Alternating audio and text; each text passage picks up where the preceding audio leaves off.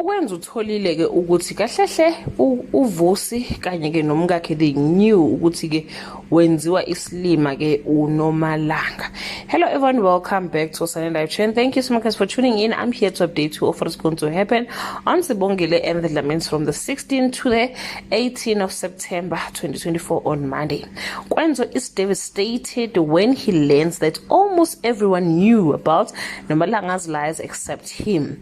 Samke confront Phetheni about the past. Phetheni is left terrified. A blast from Velepi's past makes a comeback on Tuesday. Vusi plays right into Jabu's hand.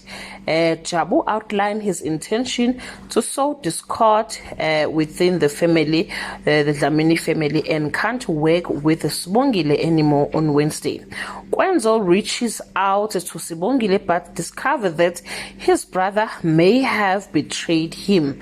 Nomfundo worries about how Themba will be treated after Intlawulo is complete. Well, guys, that's all I have for today. You can leave your comment below and share your opinion. Bye.